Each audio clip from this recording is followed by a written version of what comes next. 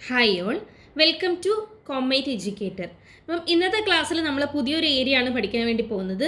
Financial markets and services അല്ലെങ്കിൽ capital market എന്ന് പറയുന്ന ആ ഒരു വലിയൊരു ഏരിയൻ്റെ ഉള്ളിൽ വരുന്ന കൺസെപ്റ്റുകളാണ് ഇന്ന് നമ്മൾ ഡിസ്കസ് ചെയ്യുന്നത്. സോ ഫസ്റ്റ് നമ്മൾക്ക് ഫിനാൻഷ്യൽ സിസ്റ്റം എന്താണെന്ന് നോക്കാം. ഫിനാൻഷ്യൽ സിസ്റ്റത്തിൻ്റെ ഉള്ളിൽ തന്നെ കുറച്ച് കമ്പോണൻസ് വരുന്നുണ്ട്. അതിലത്തെ ഫസ്റ്റ് കമ്പോണൻ്റായ ഫിനാൻഷ്യൽ ഇൻസ്റ്റിറ്റ്യൂഷൻസ് നമ്മൾ ഡീറ്റെയിൽഡ് ആയിട്ട് ഇന്നത്തെ ക്ലാസ്സിൽ നോക്കുന്നതായിരിക്കും. So financial system എന്ന് പറയുന്നത് it consists of institutions like banks, insurance companies and stock exchange that facilitate the exchange of funds. അപ്പം ഫണ്ട്സിൻ്റെ ആ ഒരു എക്സ്ചേഞ്ചിനെ ഫെസിലിറ്റേറ്റ് ചെയ്യുന്ന ഇൻസ്റ്റിറ്റ്യൂഷൻസ് ആയ banks, insurance company, stock exchange ഇതൊക്കെ ഇൻക്ലൂഡ് ചെയ്യുന്നതാണ് ഫിനാൻഷ്യൽ സിസ്റ്റം എന്ന് പറയുന്നത്. അപ്പോൾ ഈ ഫിനാൻഷ്യൽ സിസ്റ്റത്തിനെ നമ്മൾ 4 ആയിട്ട് ക്ലാസിഫൈ ചെയ്തിട്ടുണ്ട്. Financial institutions, financial markets, financial instruments or assets or securities, then financial services. അപ്പോൾ അതിലത്തെ ഫസ്റ്റ് കമ്പോണൻ്റ് ആണ് ഫിനാൻഷ്യൽ ഇൻസ്റ്റിറ്റ്യൂഷൻസ് എന്ന് പറയുന്നത്. അപ്പോൾ ഫിനാൻഷ്യൽ ഇൻസ്റ്റിറ്റ്യൂഷൻസ് എന്ന് പറയുന്നത് it is an entity that handles financial and monetary transactions including deposits, loans, investments and currency exchange. അതായത് financial monetary transaction ആയിട്ടുള്ള ഡെപ്പോസിറ്റ്സ്, ലോൺസ്, ഇൻവെസ്റ്റ്മെൻറ്റ് ഇതൊക്കെ ഹാൻഡിൽ ചെയ്യുന്ന എൻറ്റിറ്റീനെയാണ് നമ്മൾ ഫിനാൻഷ്യൽ ഇൻസ്റ്റിറ്റ്യൂഷൻസ് എന്ന് പറയുന്നത്. അപ്പോൾ ഈ ഫിനാൻഷ്യൽ ഇൻസ്റ്റിറ്റ്യൂഷൻ തന്നെ വീണ്ടും 2 ആയിട്ട് നമുക്ക് ക്ലാസിഫൈ ചെയ്യാം. ബാങ്കിങ് ഇൻസ്റ്റിറ്റ്യൂഷൻസും നോൺ ബാങ്കിങ് ഇൻസ്റ്റിറ്റ്യൂഷൻസും. ഇപ്പം ബാങ്കിങ് ഇൻസ്റ്റിറ്റ്യൂഷൻസ് എന്ന് പറഞ്ഞാൽ these are banks and credit unions that collect money from the public in returns of interest on money deposits and use that money to advance loans to financial institutions. അപ്പോൾ എന്താണ്, ഇപ്പോൾ ഈ banking institutions പറഞ്ഞാൽ നമ്മുടെ പബ്ലിക്കിൻ്റെ അടുത്ത് നിന്ന് എന്ത് ചെയ്യുന്നു, മണി കളക്ട് ചെയ്തിട്ട് അവർക്ക് ഇൻട്രസ്റ്റ് കൊടുക്കുന്നു, എന്നിട്ട് അത് ആവശ്യമായിട്ടുള്ള ആൾക്കാർക്ക് ലോണായിട്ട് കൊടുക്കുന്നു. ഫിനാൻഷ്യൽ ഇൻസ്റ്റിറ്റ്യൂഷൻസിനും പേഴ്സൺസിനും ഒക്കെ ലോണായിട്ട് പ്രൊവൈഡ് ചെയ്യുന്ന ആ ഒരു ഇൻസ്റ്റിറ്റ്യൂഷനെയാണ് നമ്മൾ ബാങ്കിങ് ഇൻസ്റ്റിറ്റ്യൂഷൻ എന്ന് പറയുന്നത്. അപ്പോൾ ഈ ബാങ്കിങ് ഇൻസ്റ്റിറ്റ്യൂഷൻ, ഇന്ത്യൻ ബാങ്കിങ് ഇൻസ്റ്റിറ്റ്യൂഷനെ നമുക്ക് 2 ആയിട്ട് ക്ലാസിഫൈ ചെയ്യാം. ഓർഗനൈസ്ഡ് സെക്ടർ എന്നും അൺഓർഗനൈസ്ഡ് സെക്ടർ എന്നും. അപ്പം ഓർഗനൈസ്ഡ് സെക്ടറിൽ വരുന്ന ഏതൊക്കെയാണ് ബാങ്ക്സ് എന്ന് നമുക്ക് നോക്കാം. അപ്പം മൊത്തത്തിൽ ബാങ്കിങ് ഇൻസ്റ്റിറ്റ്യൂഷൻസ് പറഞ്ഞാൽ ഡെപ്പോസിറ്റ്സ്, പബ്ലിക്കിൻ്റെ അടുത്ത് ഡെപ്പോസിറ്റ്സ് വാങ്ങിയിട്ട് ലെൻഡ് ചെയ്യുന്ന ടൈപ്പ് ഇൻസ്റ്റിറ്റ്യൂഷൻസ് ആണ് ബാങ്കിങ് ഇൻസ്റ്റിറ്റ്യൂഷൻസ്. ബാങ്കിങ് ഇൻസ്റ്റിറ്റ്യൂഷൻസിനെ തന്നെ നമ്മൾ 2 ആയിട്ട് കാറ്റഗറൈസ് ചെയ്യുന്നുണ്ട്, ഓർഗനൈസ്ഡ് സെക്ടറും അൺഓർഗനൈസ്ഡ് സെക്ടറും. അപ്പോൾ ഓർഗനൈസ്ഡ് സെക്ടറിൽ വരുന്ന ബാങ്കുകളാണ് commercial banks, cooperative banks and regional rural banks. അപ്പോൾ ഫസ്റ്റ് വൺ കൊമേഴ്ഷ്യൽ ബാങ്ക് എന്താണെന്ന് നോക്കാം. So it is a financial institution that accepts deposit from the public and gives loan for consumption and investment to make profit. അപ്പോൾ എന്താണ്, ഇപ്പോൾ commercial bank എന്ന് പറഞ്ഞാൽ commercial പർപ്പസസിന് വേണ്ടിയിട്ട് എന്ത് ചെയ്യുന്നു, ലോൺസ് കൊടുക്കുന്നു, എന്നിട്ട് ഡെപ്പോസിറ്റ് ആക്സെപ്റ്റ് ചെയ്യുന്നു, എന്നിട്ട് ലോൺസ് പ്രൊവൈഡ് ചെയ്യുന്നു. ഓക്കെ, അപ്പോൾ ഈ കൊമേഴ്ഷ്യൽ ബാങ്കിൽ തന്നെ 2 ടൈപ്സ് ഓഫ് ബാങ്ക് ഉണ്ട്, ഷെഡ്യൂൾഡ് ബാങ്ക്സും നോൺ ഷെഡ്യൂൾഡ് ബാങ്ക്സും. അപ്പോൾ നമുക്ക് മെയിനായിട്ടും എന്തൊക്കെയാണ് ഷെഡ്യൂൾഡ് ആൻഡ് നോൺ ഷെഡ്യൂൾഡ് ബാങ്ക്സിൻ്റെ ഡിഫറൻസ് എന്ന് നോക്കാം. ഇത് ഇമ്പോർട്ടൻ്റ് ആയിട്ടുള്ളതാണ്.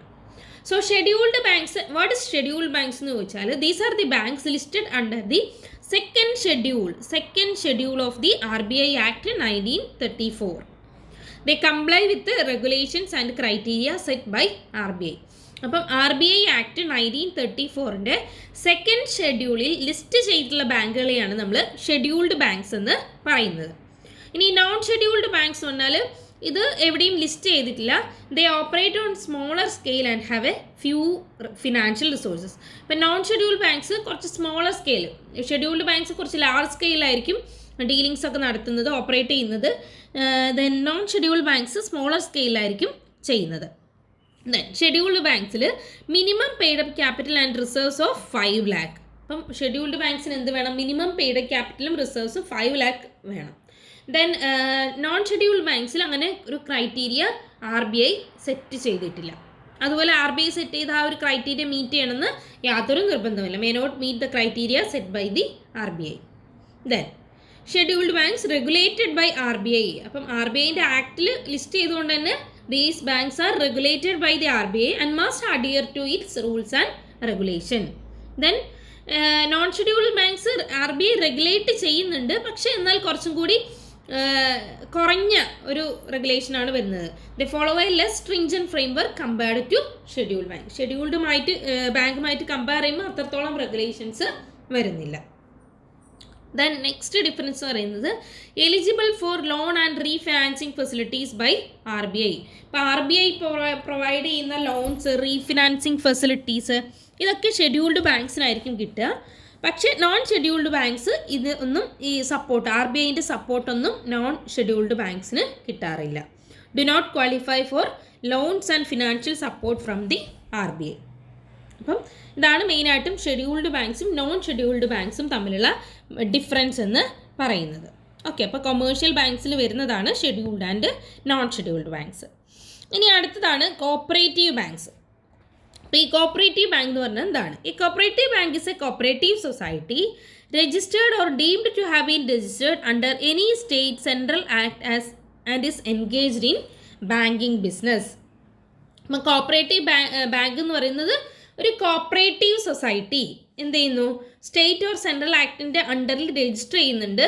അതുപോലെ തന്നെ അത് ബാങ്കിങ് ബിസിനസ്സാണ് ചെയ്യുന്നത് എങ്കിൽ അങ്ങനെയുള്ള കോപ്പറേറ്റീവ് സൊസൈറ്റീനെയാണ് നമ്മൾ കോപ്പറേറ്റീവ് ബാങ്ക് എന്ന് പറയുന്നത്.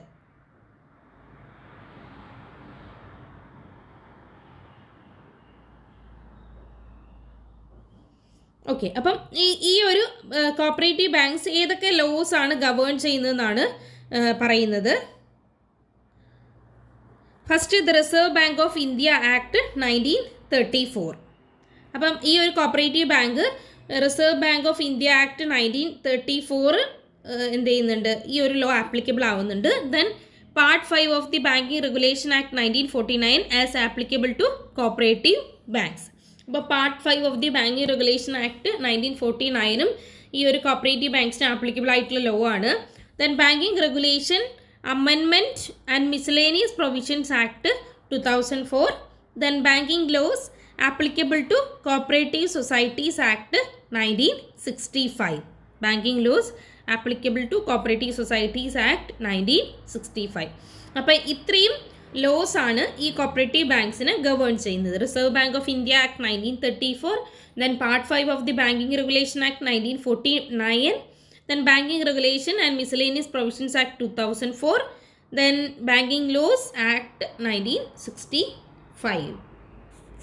ഓക്കെ, അപ്പോൾ അതാണ് കോപ്പറേറ്റീവ് ബാങ്ക്സിൽ വരുന്നത്. Then next type of banks ആണ് regional rural banks. So regional rural banks were established in 1975 under the provisions of the ordinance promulgated on 26th September 1975 and a Regional Rural Banks Act 1976 with a view of developing rural economy. അപ്പോൾ regional rural banks, അതായത് RRBs എന്ന് പറയും അല്ലേ. അപ്പോൾ ഇത് establish ചെയ്തിരിക്കുന്നത് 1975 ഇത് എന്തിനെയൊക്കെ base ചെയ്തിട്ടാണ് എസ്റ്റാബ്ലിഷ് ചെയ്തിരിക്കുന്നത്? Based on the provisions of the ordinance on 26th September 1975. ഒരു ഓർഡിനൻസ് 26th September 1975 വന്ന ഒരു ഓർഡിനൻസും അതുപോലെ തന്നെ റീജിയണൽ റൂറൽ ബാങ്ക്സ് ആക്ട് 1976. ഈ രണ്ട് പ്രൊവിഷൻസ്, ഈ രണ്ട് എണ്ണത്തിൻ്റെ ബേസിലാണ് റീജിയണൽ റൂറൽ ബാങ്ക്സ് എസ്റ്റാബ്ലിഷ് ചെയ്തിരിക്കുന്നത്. അപ്പോൾ റൂറൽ എക്കണോമീനെ ഡെവലപ്പ് ചെയ്യുക എന്നുള്ളതാണ്, അവിടേക്കുള്ള ഫണ്ട്സ് ഒക്കെ പ്രൊവൈഡ് ചെയ്തിട്ട് റൂറൽ എക്കണോമീനെ ഡെവലപ്പ് ചെയ്യുക എന്നുള്ളതാണ് റീജിയണൽ റൂറൽ ബാങ്ക്സിൻ്റെ മെയിൻ എയിം എന്ന് പറയുന്നത്. നെക്സ്റ്റ് ടൈപ്പ് ഓഫ് ബാങ്കാണ് foreign banks. So foreign banks എന്ന് പറഞ്ഞാൽ it is a bank that is headquartered in foreign country but operates in another country through branches, subsidiaries or representative offices. അപ്പോൾ ഈ ഒരു bank അതിൻ്റെ head quarters വരുന്നത് ഒരു foreign കൺട്രിയിലായിരിക്കും, പക്ഷേ അത് ഓപ്പറേറ്റ് ചെയ്യുന്ന വേറൊരു കൺട്രിയിലായിരിക്കും. അതിൻ്റെ ബ്രാഞ്ചസ്, സബ്സിഡിയറീസ്, റെപ്രസെൻറ്റേറ്റീവ്സ് ഒക്കെ വഴി നമ്മൾ വേറെ കൺട്രീസിൽ എന്ത് ചെയ്യുന്നു? ഓപ്പറേറ്റ് ചെയ്യുന്നു. These bank provide banking and financial services and in the host country while adhering both their home countries and host countries regulations. അപ്പോൾ അത് ഹോസ്റ്റ് കൺട്രിയിൽ എന്ത് ചെയ്യുന്നുണ്ട്? ബാങ്കിങ്ങും ഫിനാൻഷ്യൽ സർവീസസ് ഒക്കെ പ്രൊവൈഡ് ചെയ്യുന്നുണ്ട്. ദെൻ ഹോം കൺട്രീൻ്റെയും ഹോസ്റ്റ് കൺട്രീൻ്റെയും രണ്ട് കൺട്രീസിൻ്റെയും റെഗുലേഷൻസ് ഫോളോ ചെയ്യുന്ന ബാങ്കുകളാണ് ഫോറിൻ ബാങ്ക് എന്ന് പറയുന്നത്. ഓക്കെ, അപ്പോൾ ഇത്രയാണ് ഓർഗനൈസ്ഡ് സെക്ടേഴ്സിൽ വരുന്നത്.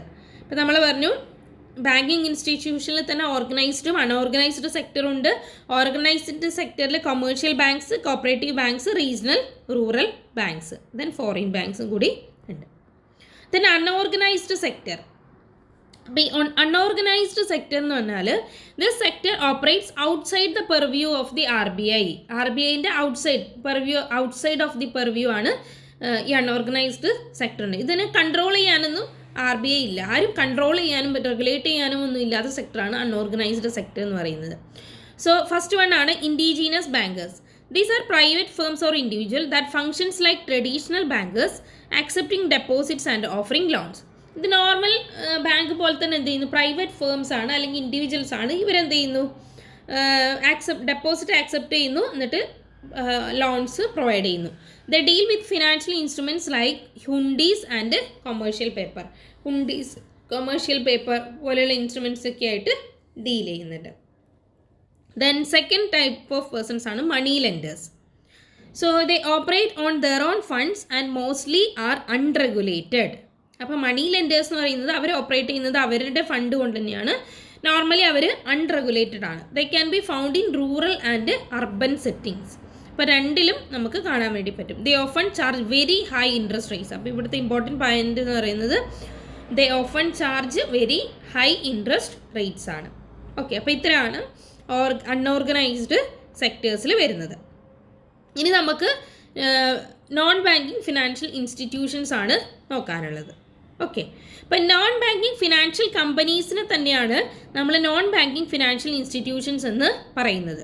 So non banking financial companies, also known as non banking financial institutions, are entities that provide certain bank like and financial services but do not hold a banking license. അപ്പം bank like services ആയിരിക്കും ഇവർ provide ചെയ്യുന്നത്, financial services ആയിരിക്കും ഇവർ provide ചെയ്യുന്നത്, പക്ഷേ ഇവർക്കൊരു banking licence ഉണ്ടാവില്ല. അങ്ങനത്തെ ഇൻസ്റ്റിറ്റ്യൂഷൻസാണ് നോൺ ബാങ്കിങ് ഫിനാൻഷ്യൽ ഇൻസ്റ്റിറ്റ്യൂഷൻസ് അല്ലെങ്കിൽ കമ്പനീസ് എന്ന് പറയുന്നത്. അപ്പം ബാങ്കിനെ നമ്മൾ രണ്ടായിട്ട് ക്ലാസിഫൈ ചെയ്തിട്ടുണ്ടായിരുന്നു അല്ലേ, ഓർഗനൈസ്ഡ് സെക്ടർ എന്നും അൺഓർഗനൈസ്ഡ് സെക്ടർ എന്നും. അതുപോലെ തന്നെയാണ് ഇവിടെയും വരുന്നത്. നോൺ ബാങ്കിങ് ഫിനാൻഷ്യൽ കമ്പനീസിനെയും നമ്മൾ ഓർഗനൈസ്ഡ് NBFCs എന്നും അൺഓർഗനൈസ്ഡ് NBFCs എന്നും ക്ലാസിഫൈ ചെയ്തിട്ടുണ്ട്. ഫസ്റ്റ് ആണ് ഓർഗനൈസ്ഡ് NBFCs. ഇപ്പോൾ ഓർഗനൈസ്ഡ് NBFCസിൽ വരുന്നതാണ് development finance institutions. Okay, development finance institutions. So these provide medium and long term finance to corporate and industrial sector. അപ്പം development ആ ഒരു ടേമിൽ തന്നെ ഉണ്ട്, അതായത് ഡെവലപ്മെൻറ്റ് വേണ്ടിയിട്ടായിരിക്കും ഇവർ കൊടുക്കുന്നത്. അപ്പം medium and long term finance to corporate and industrial sector and also promote economic development. So ഇതിന് എക്സാമ്പിൾസ് ആണ് IDBI, ICICI, IFCI, state finance corporations. ഇത് സെൻട്രൽ ലെവലിലും സ്റ്റേറ്റ് ലെവലും ഉണ്ട്. സെൻട്രൽ ലെവലാണ് industrial development bank of India, then industrial credit and invest corporation of India, IFCI. Then state level വരുമ്പോൾ state financial corporations ഒക്കെ വരാറുണ്ട്. ഓക്കെ, പിന്നെ അടുത്തതാണ് ഇൻവെസ്റ്റ്മെൻറ്റ് ഇൻസ്റ്റിറ്റ്യൂഷൻസ്. അപ്പം ഡെവലപ്മെൻറ്റ് ഫിനാൻസ് ഇൻസ്റ്റിറ്റ്യൂഷൻസ് പോലെ അടുത്ത ഓർഗനൈസ്ഡ് NBFCയിൽ വരുന്നതാണ് ഇൻവെസ്റ്റ്മെൻറ്റ് ഇൻസ്റ്റിറ്റ്യൂഷൻസ് എന്ന് പറയുന്നത്. അപ്പം ഈ ഒരു ഇൻസ്റ്റിറ്റ്യൂഷൻ എന്താണ് ചെയ്യുന്നത്, mobilise public savings through various schemes and invest them in corporate and government securities. അപ്പം വേരിയസ് സ്കീംസിലൂടെ എന്ത് ചെയ്യുന്നു, പബ്ലിക്കിൻ്റെ സേവിങ്സ് മൊബിലൈസ് ചെയ്തിട്ട് അത് കോർപ്പറേറ്റ് ആൻഡ് ഗവൺമെൻറ് സെക്യൂരിറ്റീസിൽ ഇൻവെസ്റ്റ് ചെയ്യുന്നു. അതുകൊണ്ടാണ് നമ്മൾ അതിനെ ഇൻവെസ്റ്റ്മെൻറ്റ് ഇൻസ്റ്റിറ്റ്യൂഷൻ എന്ന് പറയുന്നത്. മറ്റേതിൽ നമ്മൾ ഡെവലപ്മെൻറ്റിന് വേണ്ടിയിട്ട് പ്രൊവൈഡ് ചെയ്യുന്നു, അതുകൊണ്ട് അതിനെ ഡെവലപ്മെൻറ്റ് ഫിനാൻഷ്യൽ ഇൻസ്റ്റിറ്റ്യൂഷൻസ് എന്ന് പറയുന്നത്. അപ്പോൾ ഇൻവെസ്റ്റ്മെൻറ്റ് ഇൻസ്റ്റിറ്റ്യൂഷൻസ് ഏതൊക്കെയാണ് examples, LIC, GIC, life insurance corporation, general insurance corporation, mutual funds, ഇതൊക്കെയാണ് ഇൻവെസ്റ്റ്മെൻറ്റ് ഇൻസ്റ്റിറ്റ്യൂഷൻസിൽ വരുന്നുണ്ട്. ഓക്കെ, അപ്പോൾ ഈ ഒരു ഓർഗനൈസ്ഡ് NBFCs എല്ലാം റെഗുലേറ്റ് ചെയ്യാൻ പ്രത്യേകിച്ച് ആക്ടും കാര്യങ്ങളൊക്കെ ഉണ്ടാവും. Then unorganized NBFCs. So it includes hire purchasing companies, consumer finance companies, factoring companies, credit rating agencies and merchant banking companies. അപ്പോൾ ഈ higher purchasing companies, consumer finance companies, factoring companies, ഇതുപോലെയുള്ള കമ്പനീസൊക്കെയാണ് എന്ത് ഉണ്ടാവുക, അൺഓർഗനൈസ്ഡ് നോൺ ബാങ്കിങ് ഫിനാൻഷ്യൽ കമ്പനീസിൻ്റെ അണ്ടറിൽ ഉണ്ടാവുക. Okay, അപ്പോൾ ഇത്രയാണ് നമ്മൾ ഫസ്റ്റ് ആ ഒരു കമ്പോണൻറ്റിൽ വരുന്ന ഫിനാൻഷ്യൽ ഇൻസ്റ്റിറ്റ്യൂഷൻസ് എന്ന് പറയുന്നത്. ഓക്കെ, ഇനി നമുക്ക് നെക്സ്റ്റ് ഫിനാൻഷ്യൽ മാർക്കറ്റ്സും ഫിനാൻഷ്യൽ ഇൻസ്ട്രുമെൻറ്റ്സും ഫിനാൻഷ്യൽ സർവീസസും ഡിസ്കസ് ചെയ്യാനുണ്ട്. അത് നമ്മൾ നെക്സ്റ്റ് ക്ലാസ്സിൽ ഡിസ്കസ് ചെയ്യുന്നതായിരിക്കും. Thank U.